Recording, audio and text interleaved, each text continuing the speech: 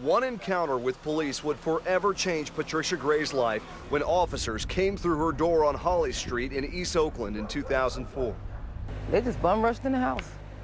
Officers arrested her boyfriend, Torrey Smith, saying they found his bank card in the car of a drug dealer and that he tried to hide a rifle in his backyard. Smith and Gray sued the city of Oakland, claiming the officers lied, violating their civil rights, and a federal jury agreed, awarding the couple more than $6 million. You know, I was excited. I was just like froze.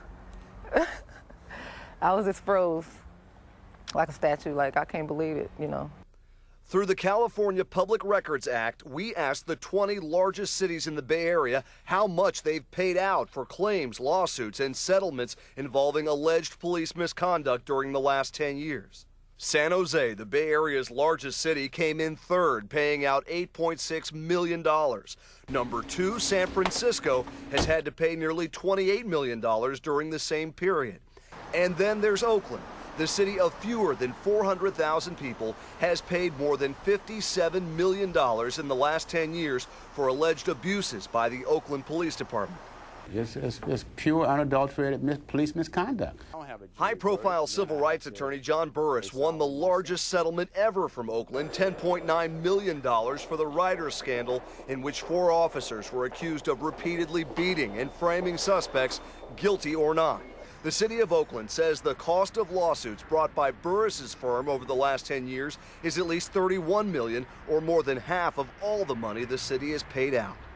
The city of Oakland is the most dangerous city in the state of California. Rocky Lucia is a partner in a Bay Area law firm that often represents police accused of abuse.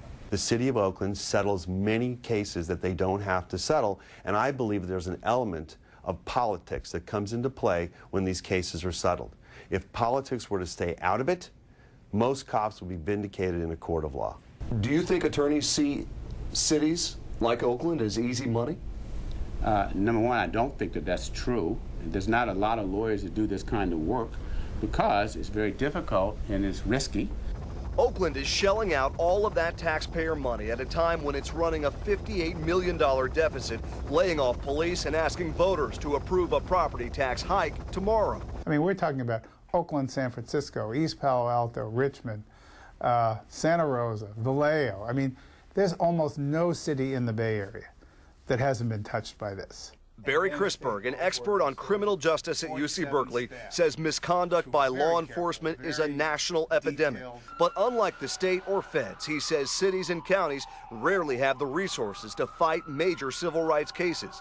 He insists local governments could save money by investing in more training and giving top cops more power to hold their own officers accountable.